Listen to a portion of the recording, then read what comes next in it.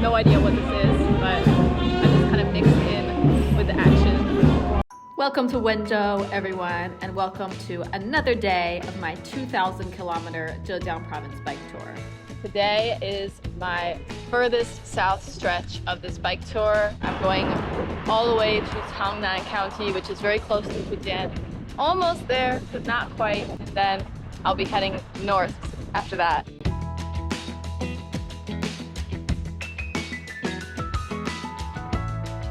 I cannot stress enough how wonderful it is to have these tree-lined, luxurious bike lanes in the city, because it would be so insufferably hot otherwise. Plant more trees, everyone. Trees are the best. Alternately, you can also explore these super narrow alleys where even though there are no trees, you're also not getting burned by the sun because it's so narrow. I feel like living here would be kind of tragic because you get no view out your window. It's literally just the building across from you.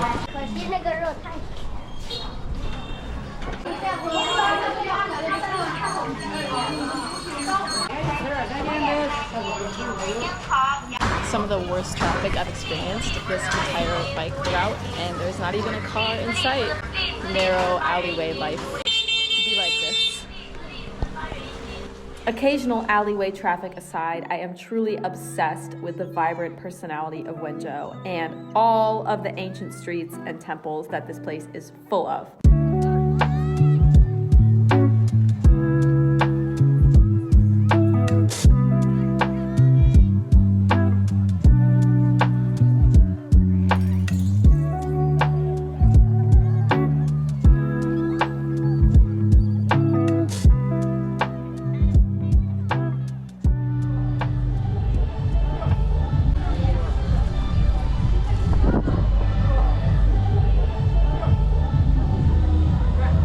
Of all the places for this music to be coming from, this definitely is not the one that I was expecting.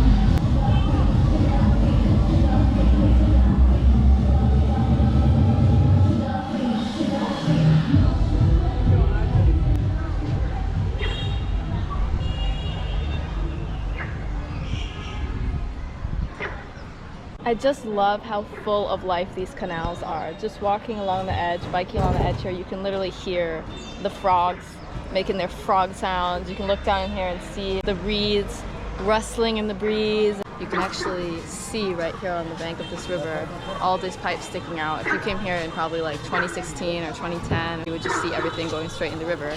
But now they're all collecting it into a centralized pipe and taking it to be treated. So life is good. There are less and less and less and less stinky canals. I know it's nothing new, but it's so good to see you.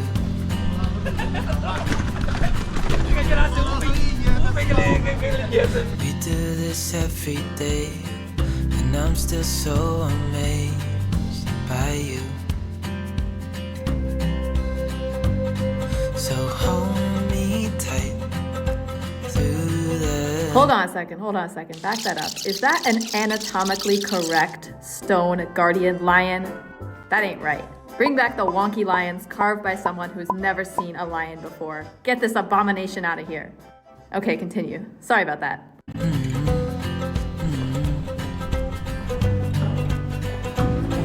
It's just us two, me and you. Wenzhou is one of Zhejiang's most densely populated areas, and the road to Canal was non-stop action, almost never a moment of silence, except for the occasional rice paddy.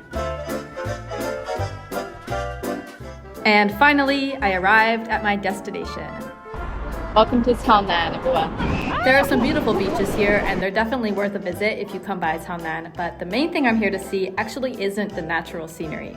I'm here to watch the bizarre little war taking place between environmental law enforcement and the stubborn cage net fishermen.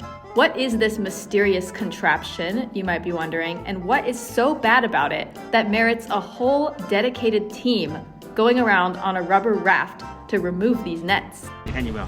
这里啊有一个洞进去，鱼进去就很难出来，不管什么鱼大小都进来就出不去啊。这个对自然破坏比较大，这个我们这里叫禁用渔具。如果找到这碗人，我们根据他的这个数量，然后可以进行处罚，8到5千啊，这样他一般不肯认，承认他有东西没收过来，还要进去处罚。因此他一般都不敢承认。These are illegal all year round, whether it's the no fishing season or not, just because they're so destructive to the environment. Literally every creature that goes inside them is trapped and can't come out. So that includes all kinds of like tiny baby fish and shrimp and all kinds of things that the person wouldn't even eat anyway, but they just die in this labyrinth net. 撒网的，我们昨天就有人举报就把它没收掉。It's not that fishing itself is banned, but it has to be done sustainably with tools like fishing poles to keep resources available for everyone long term. It's like this never-ending war between the people who put these nets out and the people who take the nets away. Some people are still gonna get a new net and they're gonna put it out and they're gonna do this again. It takes time to get everyone to agree on this, you know. But you really have to think about the environment as a whole and how damaging it is if you're taking everything, even the teeniest little baby fish that hasn't even had a chance to start its life. All right, I saw what I came to see. I did what I came to do. Now I'm heading up north for one last visit to the main city of Wenzhou before I head west.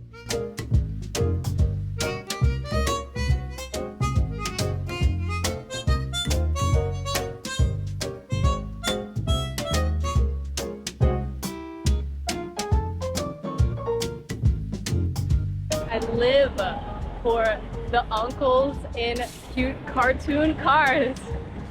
It makes my day every time. Seriously, these things are all over the place. Here's my personal favorite, an absolute masterpiece. It's like a 3D shitpost, but this is literally someone's car that they get in and out of every day to go places. That is art. Indeed, the road between Changnan and Wenzhou is a non-stop array of masterpieces of human creativity and weirdness. That is the building of an elevator company. They just made the whole thing vertical. Will you look at this beauty? She is so extra. The ultimate advertising campaign. And right over here, we have some rodeo bulls. The native habitat of this invasive species is thousands of kilometers away. How did they end up here? No one knows. I was originally supposed to pass through this village, but I kind of got funeral vibes from the procession forming in this parking lot, so I turned back to go a different way. But one selfie with a stranger later, we met again.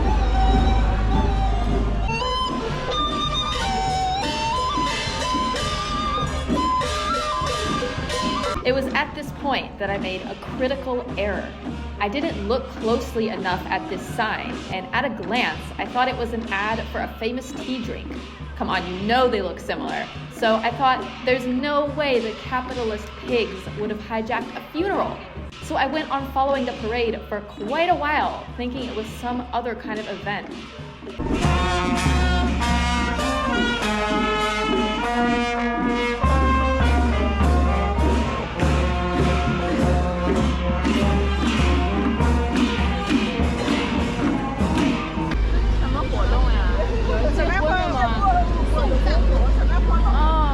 There was just so many unique elements to it that didn't seem funeral-like, but it turns out it is a funeral, so let's get out of here.